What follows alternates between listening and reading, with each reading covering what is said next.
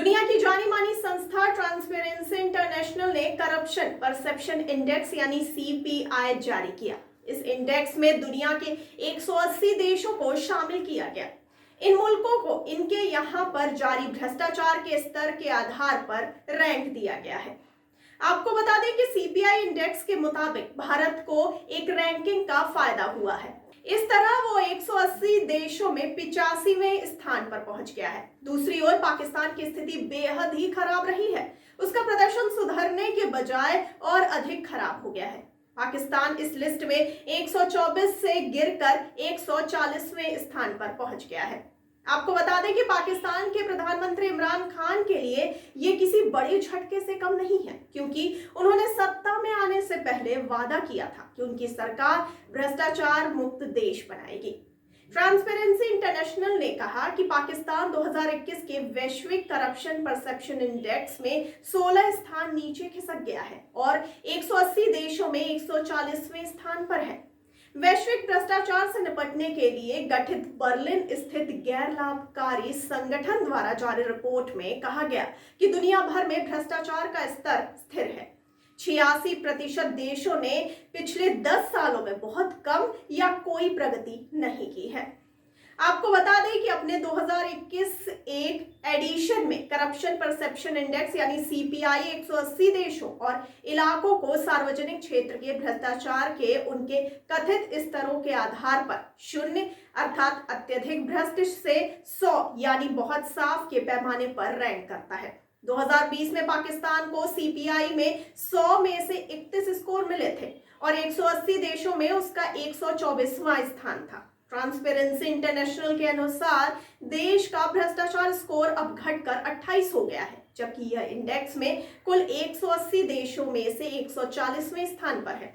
इसकी तुलना में भारत का स्कोर 40 है और वह 85वें स्थान पर है। वहीं बांग्लादेश का स्कोर 26 है और वो 147वें स्थान पर है।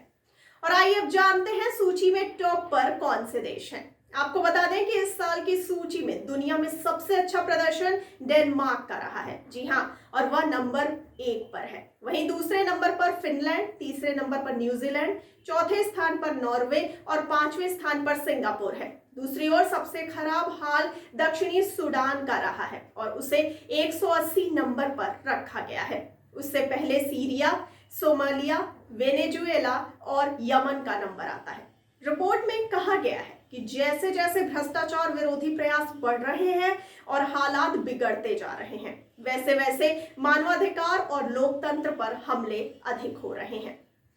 आइए जानते हैं अब कि कैसे तय होती है ये रेटिंग। आपको बता दें कि इस इंडेक्स में 0 से 100 अंकों के बीच रेटिंग दी जाती है। जिस देश के नंबर जितने ज्यादा होते हैं वो सबसे कम करप्ट माना जाता है। जिन देशों के नंबर कम होते हैं उनमें भ्रष्टाचार ज्यादा माना जाता है। मिसाल के तौर पर अगर किसी देश के नंबर 0 है तो वहां सबसे ज्यादा करप्शन माना जाएगा। दूसरी तरफ अगर किसी देश के नंबर 100 है तो इसके मायने ये हुए कि वहां करप्शन बिल्कुल नहीं है। आपको जानकारी के लिए बता दें कि सीपीआई 2021 की रिपोर्ट के मुताबिक दुनिया में करप्शन को कम करने के उपाय धीमे पड़ते नजर आ रहे हैं। मानवाधिकार और लोकतंत्र पर भी हमले हो रहे हैं। कुछ देश कोविड-19 का बहाना बनाकर बुनियादी तौर पर आजादी को काबू में लाने की कोशिश कर रहे हैं। 131 देशों ने 10 साल करप्शन पर काबू पाने की कोई खास कोशिश नहीं की। 2/3 देश ऐसे हैं जिनका स्कोर 50 से कम है और यहाँ ये बहुत बड़ा मुद्दा है।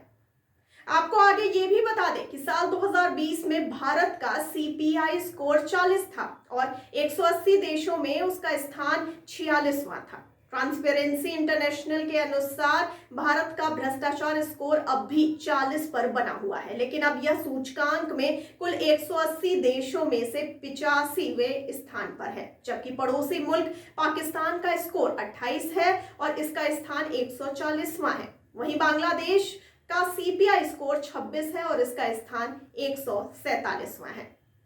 तो आपको इन सब रैंकिंग पर क्या कहना है? अपनी राय और प्रतिक्रिया हम तक जरूर पहुंचाइए कमेंट बॉक्स में कमेंट करके, और साथ ही साथ हमारे चैनल को लाइक, सब्सक्राइब और शेयर करना बिल्कुल ना भूलिए। और मुझे दीजिए इजाजत, लेकिन आप बने रहिए द फुलझड़ी के साथ। धन्यवाद।